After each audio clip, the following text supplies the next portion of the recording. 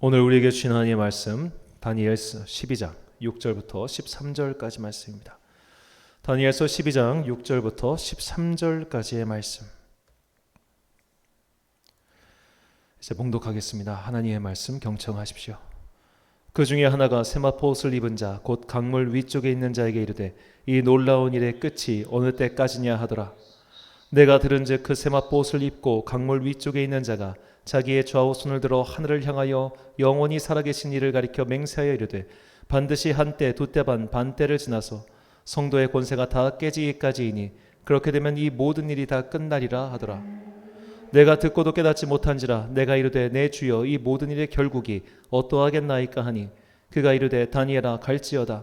이 말은 마지막 때까지 간수하고 봉함할 것임이라. 많은 사람이 연단을 받아 스스로 정결하게 하며 희귀할 것이나 악한 사람은 악을 행하리니 악한 자는 아무것도 깨닫지 못하되 오직 지혜 있는 자는 깨달으리라. 매일 드리는 제사를 폐하며 멸망하게 할 가증한 것을 세울 때부터 1290일을 지낼 것이요 기다려서 1335일까지 이르는 그 사람은 복이 있으리라. 너는 가서 마지막을 기다리라.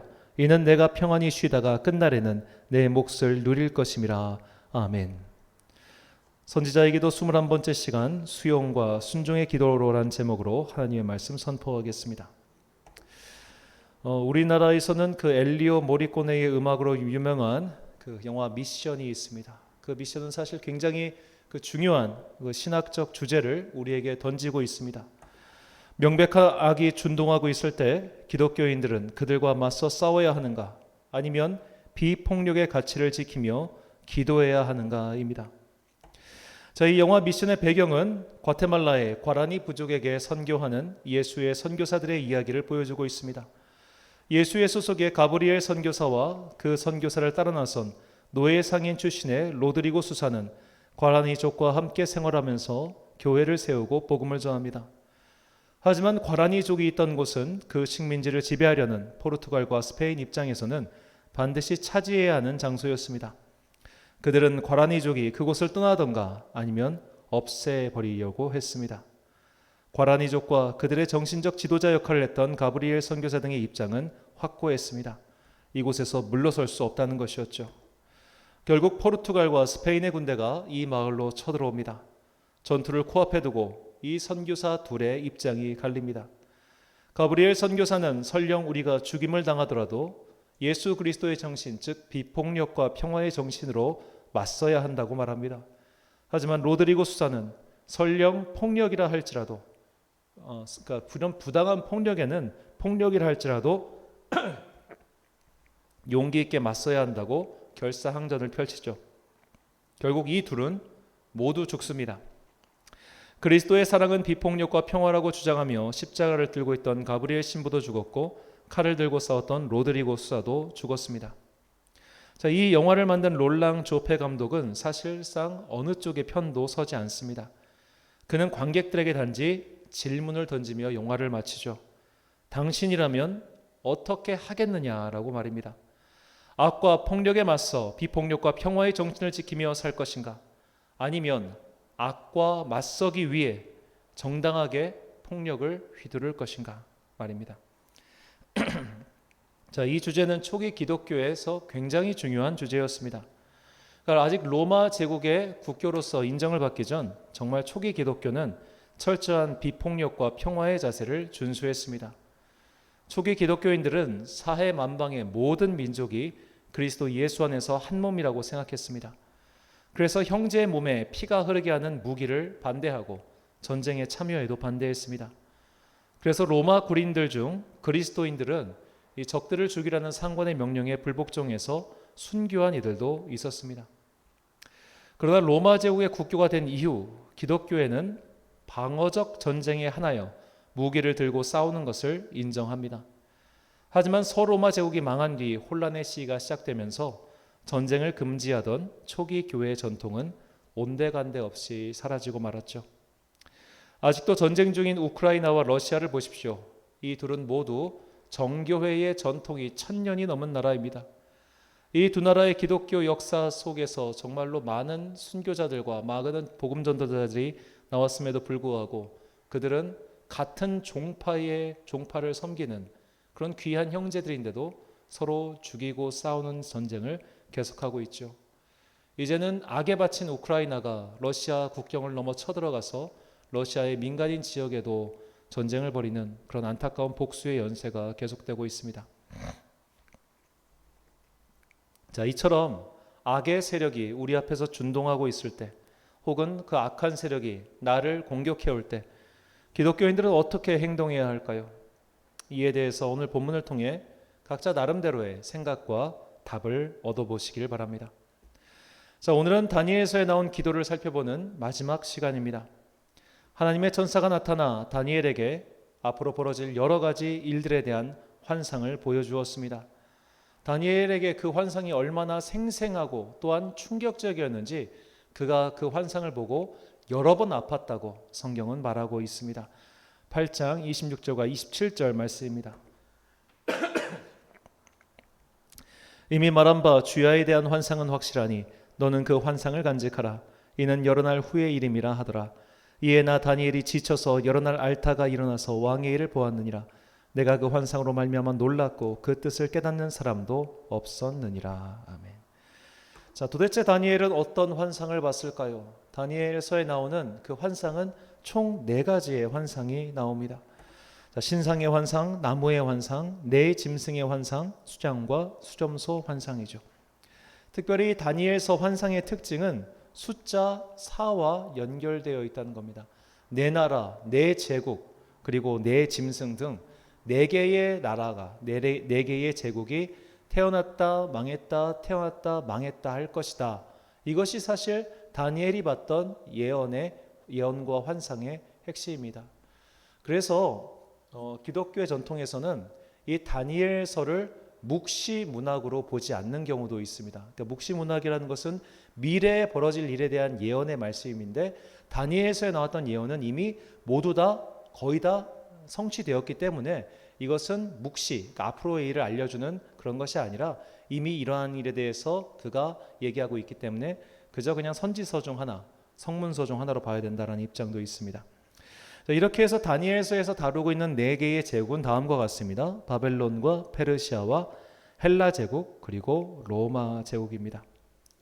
자, 이 중 다니엘이 직접 경험한 나라는 바벨론과 페르시아죠. 자, 우리가 바벨론이라는 나라를 먼저 살펴보면 바벨론은 그 당시 세계 최강의 강대국이었고 무엇보다 과학기술이 매우 발전한 나라였습니다. 세계 7대 불가사의라고 불리는 그 바벨론의 공중정원이 무려 기원전 7세기에 있었습니다. 그래서 이것을 기원전 1세기에 그리스의 시인인 안티파트로스가 이게 원래는 오늘날로 치면 약 7층 정도 높이의 옥상 정원이었다고 해요. 근데 그 당시에는 이 관계수로 모터가 없으니까 물을 위까지 어떻게 끌어올렸겠습니까? 이게 너무 신기하니까 그리스의 시인 안티파트로스가 이것은 세계의 불가사의다 해가지고 자기 마음대로 7개 불가사리에 집어넣은 게 오늘날까지 이르렀습니다. 그러니까 아마도 이제 굉장히 낙수가 큰 곳에서부터 이 물을 끌어올려가지고 그 힘을 이렇게 올렸겠죠. 7층 높이, 아마 적어도 그 당시에 돌로 쌓아야 되니까 절대 어떻게 보면 낮은 높이가 아니었을 겁니다. 그곳에다가 정원을 만들 만큼, 그 물을 다 끌어올 만큼의 굉장한 인력과 노동력과 그리고 힘을 가진 나라가 바벨론이었죠. 그런데 그런 영원할 것 같은 바벨론이 페르시아에게 너무나 손쉽게 망해버리고 말았습니다. 자, 그리고 페르시아 역시 세계에서 가장 강한 나라 중 하나가 되었습니다. 에스더의 남편으로 유명한 아하수에로, 보통 정식 명칭은 크세르크세스라고 부르는데, 자, 이 사람 같은 경우는 그리스를 정복하겠다고 배를 띄워서 살라미스 해전 같은 경우 그런 해전을 일으킬 정도로, 그 2번이나 침공할 정도로 정말 대단한 국력과 힘을 가진 나라가 바로 페르시아였습니다. 자, 다니엘은 이것을 봤어요. 강대한 바벨론과 그보다 더 강대한 페르시아, 이 속에서 살고 있는데 다니엘에게 환상 가운데, 야, 이렇게 강한 페르시아도 망하고 정말 엄청난 나라가 등장할 거야. 그렇게 해서 엄청난 나라가 등장하는데 그 한 왕이 나타나서 이 페르시아를 전부 없애버릴 거야 라고 예언하죠. 자, 이 헬라 제국의 왕이 바로 알렉산더고, 이 알렉산더에 대한 예언이 다니엘서에 나옵니다. 다니엘서 11장 3절과 4절 말씀. 장차 한 능력 있는 왕이 일어나서 큰 권세로 다스리며 자기 마음대로 행하리라. 그러나 그가 강성할 때에 그의 나라가 갈라져 천하사방에 나누일 것이나 그의 자손에게로 돌아가지도 아니할 것이요 또 자기가 주장하던 권세대로도 되지 아니하리니 이는 그 나라가 뽑혀서 그 외에 다른 사람들에게로 돌아갈 것임이라. 자, 오늘 우리가 봤던 다니엘서 12장에 앞선 다니엘서 11장은 모두 다 헬라 제국에 대한 예언의 말씀입니다.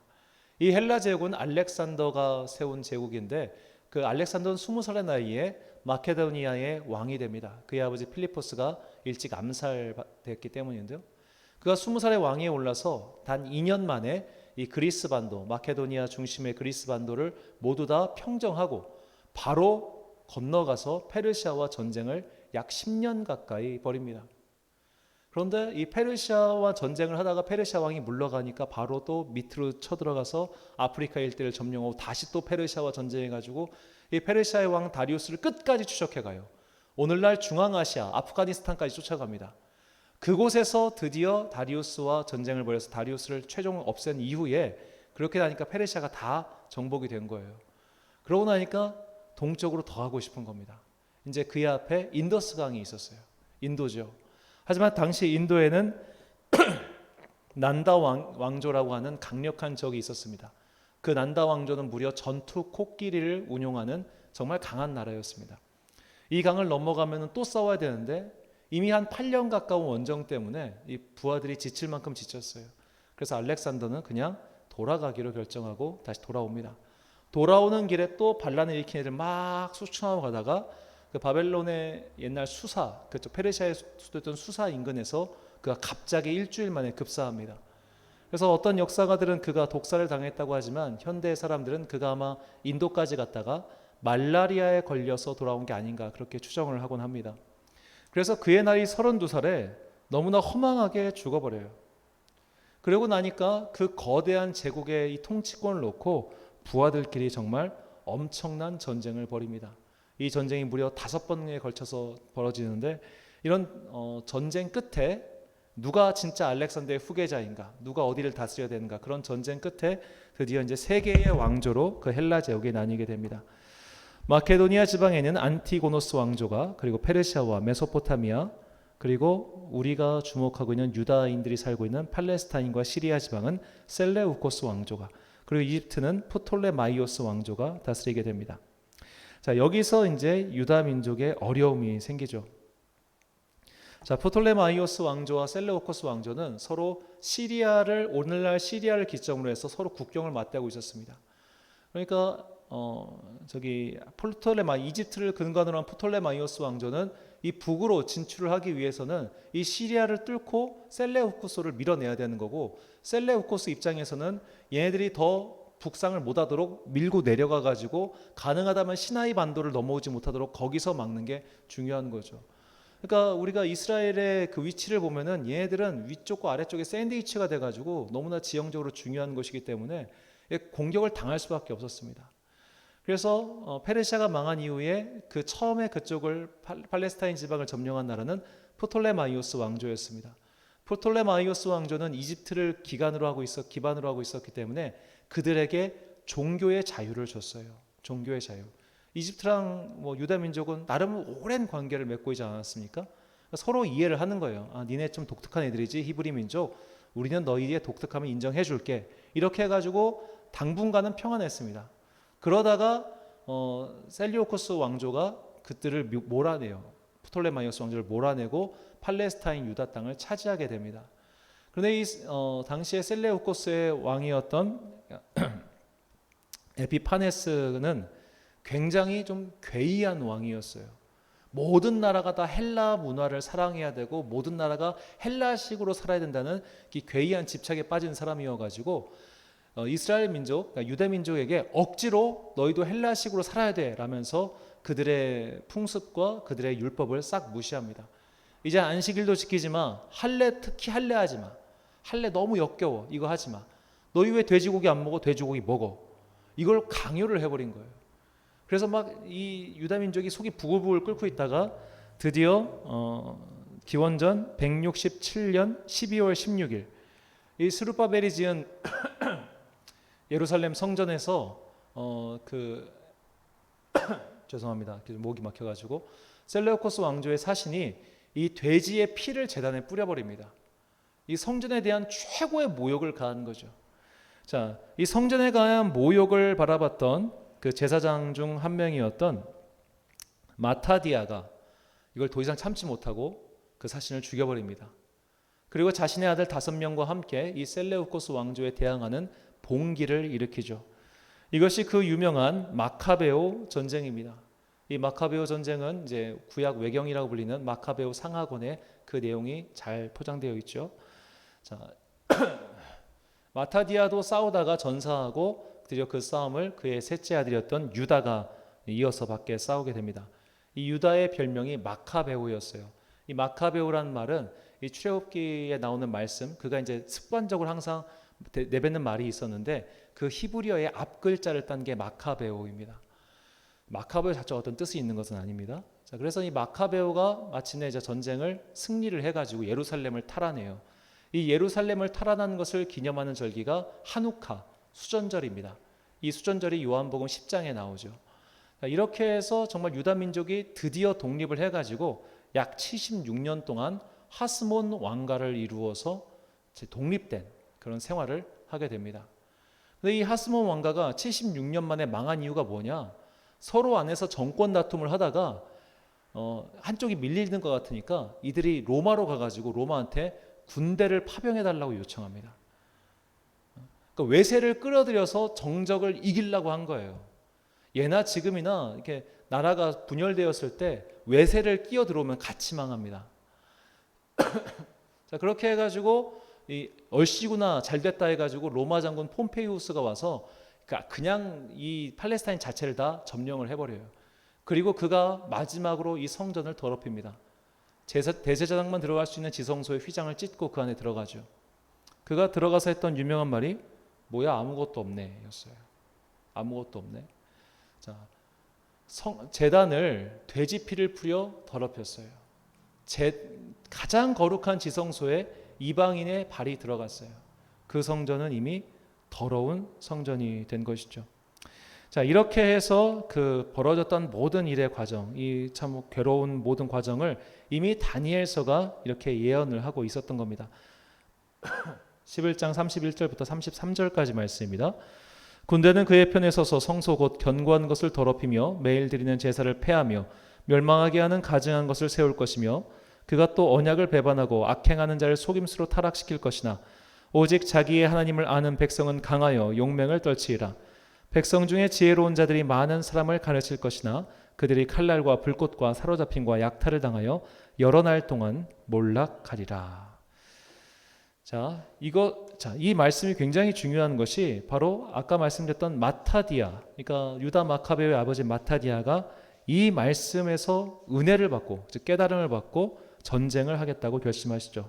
32절입니다. 그가 또 언약을 배반하고 악행하는 자를 속임수로 타락시킬 것이나 오직 자기의 하나님을 아는 백성은 강하여 용맹을 떨치리라. 자, 이 마타디아는 다니엘서를 좋아했다고 해요. 그때 이미 실제로 다니엘서를 읽고 나서 이 본문 말씀을 읽고 지금이 다니엘이 예언한 그때구나. 우리가 이제 떨쳐 일어나 용맹을 떨쳐야겠구나 라고 생각해서 드디어 이제 봉기를 일으킨 겁니다. 근데 신기하게 그는 그 다음 구절을 못 봤나 봐요. 자, 33절 말씀입니다. 백성 중에 지혜로운 자들이 많은 사람을 가르칠 것이나 그들이 칼날과 불꽃과 사로잡힘과 약탈을 당하여 여러 날 동안 몰락하리라. 자, 용맹을 떨치고 독립전쟁을 승리했어도 결국 몰락할 것이다 라는 예언이 이미 다니엘서에 다 기록되어 있었습니다. 자, 그렇다면 당연히 마타디아는 이런 생각을 해야 되지 않았을까요? 그래, 우리 떨쳐 일어나서 용맹을 발휘하겠다. 얘들 도저히 봐줄 수 없다. 근데 얼마 후에 망하네. 내가 목숨 걸고 싸웠는데, 내가 목숨 걸고 이 일을 성취했는데 얼마 뒤에 망하네. 왜 이 생각을 그는 못했을까요? 자, 역사의 설명이 사실 너무 길어졌지만 이 11장의 장면 그리고 마카베오 혁명은 어떻게 보면 다니엘서를 이해하는 데 굉장히 중요한 단초를 제공합니다. 자, 여태까지 다니엘서가 수백 년 단위의 역사를 그냥 뭉탱이로 기술하다가 불과 이 100년, 그러니까 기원전 2세기에 벌어졌던 이 100년간의 사건을 다니엘서 11장에 쭉 기록해놔요. 알렉산더의 등장에서부터 그의 제국이 나뉘고 그 셀리오코스 왕조가 자기들을 더럽히는 이 과정을 다니엘서 11장이 다 이야기하고 있는 겁니다. 자, 이런 환상, 이 환상을 지금 다니엘이 다 본 거예요. 자, 이것을 이런 데 비유하면 어떨까 싶습니다. 자, 그 영화 중에 정말 긴 영화가 그 러닝 타임이 무려 3시간이 넘는 영화가 옛날에 나왔던 반지의 제왕이라는 영화가 있습니다. 이 반지의 제왕이 총 3편에 걸쳐서 나왔는데 이 3편을 한 번에 스트레이트로 쭉 보면은 근한 8시간 가까이를 극장에 앉아 있어야 됩니다. 옛날에 그런 챌린지도 했었어요. 자, 그런데 사람들이 그 영화를 쭉 다 이어서 보고 나서도 과연 반지의 제왕이 무엇인가 스토리를 다 이해했냐면 이해를 못하는 경우가 많았습니다. 왜냐하면 이 J.R.R. 톨킨이 워낙 소설을 방대하게 써놔가지고 사실 우리가 그걸 몇 번 읽어도 이해하지 못할 때가 정말 많거든요. 자, 그런 식으로 영화도 집중적으로 몇 시간 동안 보면은 이해를 못할 텐데 그 수많은 내용을 하물며 수백 년의 역사 그리고 100년이라 할지라도 그 어마어마한 역사적 사건을 물론 영화처럼 봤는지 어떻게 봤는지 우리가 그 환상에 대해서 알 수는 없지만 적어도 인간의 지각 능력이라는 건 우리와 다니엘이 큰 차이가 없을 거 아닙니까? 그가 그 지각 능력으로 이해할 수 있게끔 하나님께서 보여주셨을 것 아니에요. 그럼 그의 뇌가 그거를 이해를 다 했겠습니까? 자, 그래서 오늘 본문에서 다니엘이 이렇게 이야기합니다. 12장 8절 말씀. 내가 듣고도 깨닫지 못한지라 내가 이르되 내 주여 이 모든 일의 결국이 어떠하겠나이까 하니. 자, 이런 모든 것을 다 봤음에도 다 들었음에도 이게 도대체 뭔 뜻이냐?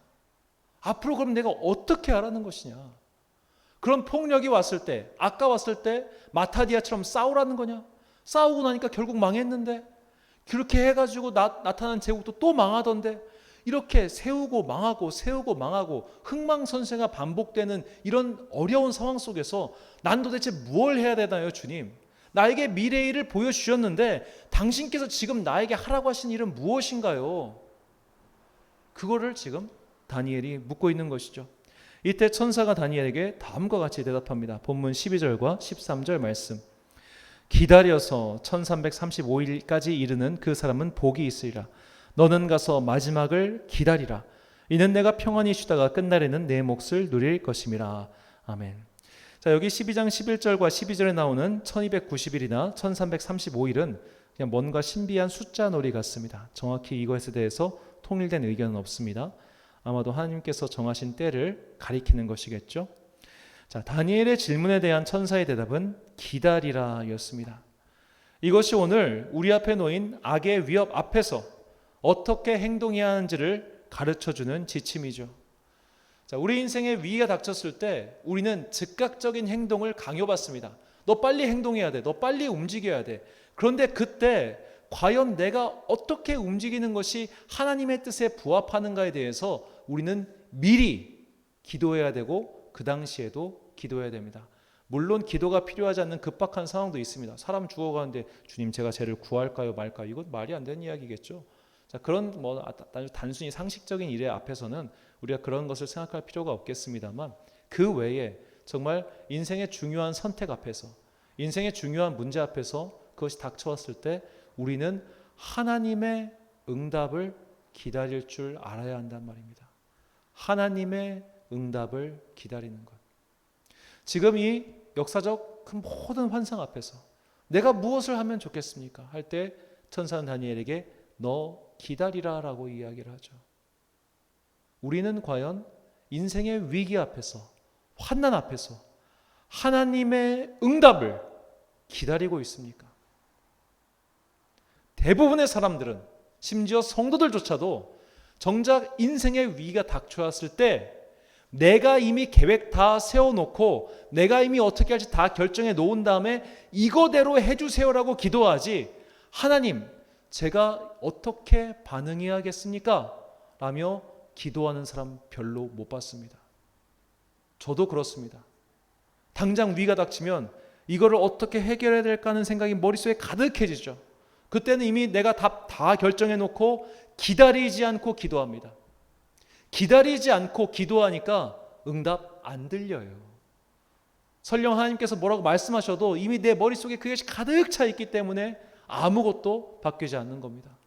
내가 과연 그때까지 어떤 잘못을 저질렀는지, 혹은 내가 무엇을 틀렸는지, 혹은 이 일에 대해서 하나님께서 무엇을 기뻐하지 않으셨는지, 내 인생의 이 환난과 위기 앞에서 하나님께서 나에게 원하시는 것이 무엇인지, 그런 기타 등등 여러 가지 것들을 너무나 생각할 것이 많고 기도해서 받아야 될 것도 많은데, 이런 것들은 모두 다 비껴버린 다음에 그저 내 생각과 내 계획과 내 뜻이 이루어지기만을 바라는 그런 기도를 우리가 하고 있다는 겁니다. 그러므로 사랑하는 성도 여러분, 우리 앞에 거대한 악이나 폭력이나 위기나 환난이 닥쳐왔을 때 우리는 먼저 의식적으로라도 이걸 생각해야 됩니다. 하나님의 응답을 기다리자. 기도하고 기다리자. 응답해 주소서라고 침묵 가운데 기다려보자. 물론 정 기다려도, 예전에 저희 어떤 교수님이 이런 말씀하셨어요. 이분이 유학을 앞에 두고 기도를 하시는데 하나님께서 대답을 안 하시더래. 가라 말라 가라 말라.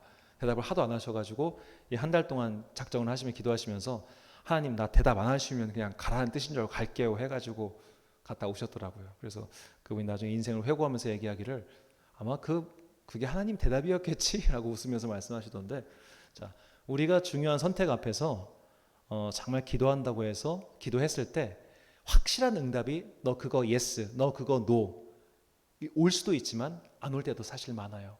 그럴 때는 우리가 오늘 주제와 조금 다른 얘기지만, 그럴 때는 어찌 보면 하나님께서는 우리가 그 A든 B든 둘 중 어느 것도 선택하는 것에 사실 상관이 없으신 거예요. 너 A를 선택해야 되고 B도 선택해도 돼. 정말 중요한 것은 네가 어떤 것을 선택하는 것이 중요한 게 아니라 그 선택으로 말미암아 네가 나의 나라와 나의 의를 추구하느냐, 이것이 중요한 거야. 자, 예를 들어 배우자를 놓고 기도하는 청년들 참 많죠. 내가 어떤 이 배우자랑 기도해야겠습니까? 기도하지 말아야겠습니까? 마치 그 다윗이 에봇을 놓고 갑니까 맙니까 기도하는 것처럼 해도 돼, 결혼해도 되고 안 해도 괜찮아요. 중요한 것은 내가 그 사람과 결혼을 하든 결혼하지 않든 내 인생을 통해서 하나님의 나라와 그의 의를 구하겠다는 결정이 내 안에 있느냐, 이것이 중요하다는 겁니다. 자, 이런 어떻게 보면 응답을 말고 그 외에 다른 것들, 정말 우리가 제가 뭐 계속 제 경험을 말씀드리고 있습니다만 정말 중요한 그 앞에 사건, 일 앞에서 하나님께서 과연 이것을 어떻게 생각하고 계시는가, 이 기도를 하고 그런 응답을 들었을 때 이 계획 좋아, 이 계획 나빠, 이런 대답을 듣는다고 해서 우리가 만족하는 것이 아니라 하나님이 내 기도를 지금 들어주고 계시다는 것 자체가 응답이라고 이미 말씀을 드렸습니다. 내 기도의 성취가 응답이 아니라 그분의 대답 자체가 응답인 거예요. 우리가 그런 대답을 들어야 됩니다. 내 뜻이 이루어지는 것이 기도가 아니라 하나님의 음성이 들리는 게 기도예요. 하나님의 응답이 어떤 형태로든 간에 내 안에 오는 것이 기도예요. 내가 지금 그분과 기도하고 있구나. 그분께서 지금 내 기도를 들어주시고 계시구나. 이 교제가 이루어지는 순간 우리는 내 앞에 놓여있는 다가오는 거대한 악의 문제, 나를 향해 침투해오고 있는 거대한 폭력의 문제, 나를 향해 오늘도 전진해오고 있는 그 악한 마귀의 세력에 대해서 우리가 두려워하거나 떨지 않고 잠잠하게 기다리며 하나님의 능력을 바라보게 된다는 것입니다. 이것이 기도의 능력이고 이것이 모든 성도가 마침내 도달해야 되는 믿음의 영역인 것이죠. 이것을 우리보다 앞서서 도달했던, 경험했던 시편 기자는 우리에게 이렇게 찬양을 가르쳐주고 있습니다. 시편 42편 11절 말씀 함께 읽겠습니다. 시작. 내 영혼아, 내가 어찌하여 낙심하며 어찌하여 내 속에서 불안해하는가. 너는 하나님께 소망을 두라. 나는 그가 나타나 도우심으로 말미암아 내 하나님을 여전히 찬송하리로다. 아멘. 사랑하는 천안 광성교회 성도 여러분, 그리고 이 기도의 시간 함께 참여하고 계신 귀한 주님의 자녀 여러분, 하나님께서는 기다리라라고 오늘 천사를 통해서 우리에게 가르쳐 주셨습니다. 다니엘 같은 사람조차 판단을 하지 못하고 기다리고 있다면 우리야 두말할 나이가 무엇이겠습니까? 결정을 내리기에 앞서 기도하십시오. 결단을 내리기에 앞서 기도하십시오. 행동하기에 앞서 기도하며 대답을 들으십시오. 우리가 이렇게 하나님의 응답을 들은 뒤 행동할 때 정말로 그 길은 두려움에 떨지 않는 반석과 같은 길이 될 것이며, 그 무엇보다 먼저 하나님께서 우리보다 앞서서 나아가사 그 일을 이루어가는 것을 우리가 보게 될 것입니다. 우리는 잠잠히 하나님을 바라보며 그분을 기다릴 줄 알아야 됩니다. 우리는 그때 비로소 하나님의 응답을 들을 것이고 그분께서 어떻게 일해 가시는지 그 세밀한 움직임을 발견하게 될 것입니다. 그 움직임의 발견을 통하여 마침내 나에게 주시는 그 놀라운 믿음의 확신, 구원의 평안을 누리는 여러분과 제가 되시길 간절히 축원합니다. 우리 지금 함께 찬양하겠습니다. 나의 영혼아 잠잠히 하나님만 바라며 이 찬양 부르신 후에 함께 기도하겠습니다.